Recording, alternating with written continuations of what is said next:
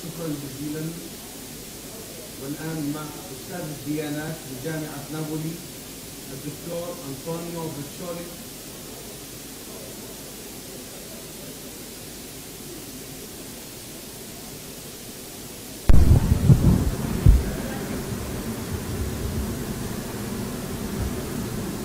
Thank you for this great opportunity. The religious factor has become again one of the engines of contemporary society. It is also a strong element of belonging to a group characteristic, the identity of the person, and diversify the culture of individuals and people. The danger is hidden in indifference towards the religious, which brings to recognize themselves in faith to claim their spaces. In this regard, the United Nations proclaimed the first week of February as the World of Interfaith Harmony Week.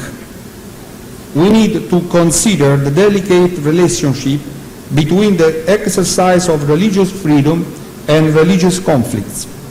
The unfailing interrelations between societies and religion factor carries the religious tension into the production of law.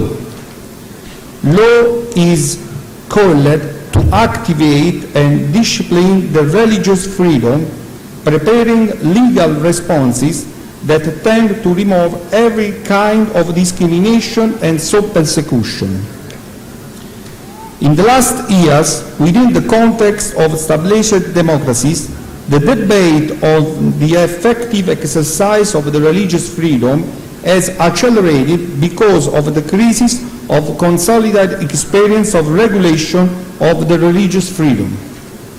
The rule of law must be increasingly valued because the difficult task of producing a barrier to discriminatory and persecutory conduct is up to it, also promoting legislation that allow a full exercise of the religious freedom.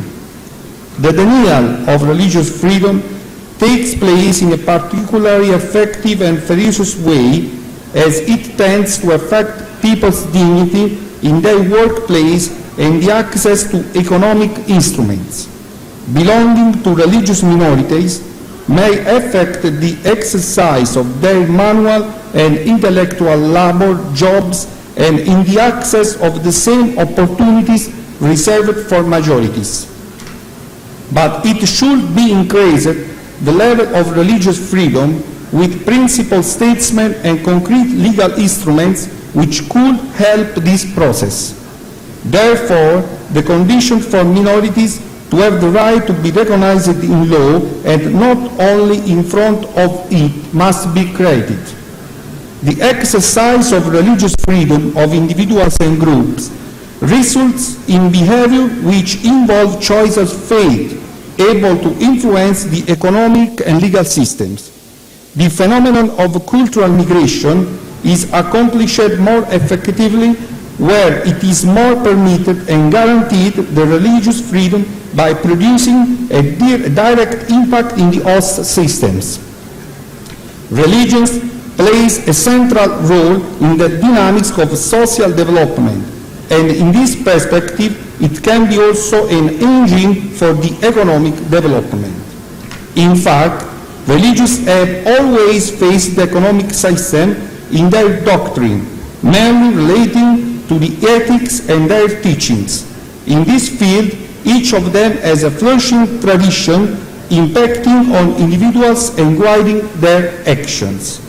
In such complex situation, we must situate the relationship between economics and religions, reviving a relationship that certain as ancient origins. In fact, religion can be considered a driving force for the economy and an important conditioning factor of the markets. The potential impact of religions on the markets is empirically verifiable and it is directly related to the quantity and quality of religious freedom guaranteed and recognized by the system. It is clear that the religious behavior of populations has a strong influence as consumptions. Therefore, Religions dictate the behavior which, rooted as they are in their age-old traditions, have also influenced the customs and so affect consumption, especially food choices. Managing conflict is certainly one of the challenges of our century, and rule of law as a science designed to the achievements of social peace is decisive.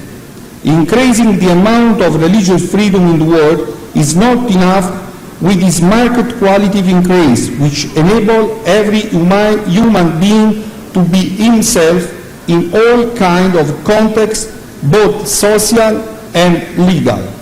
The great challenge that we are expecting in allowing everyone to dress, eat, work, live and die according to our own cultural pattern. This will inevitably result in an increase of the quality of life of people, in their social welfare, and then in their social happiness. This will have an immediate and wonderful result, the strong compression of the social tensions which are the result of intolerance, too often the child of ignorance and misery. Thank you very much. Thank you.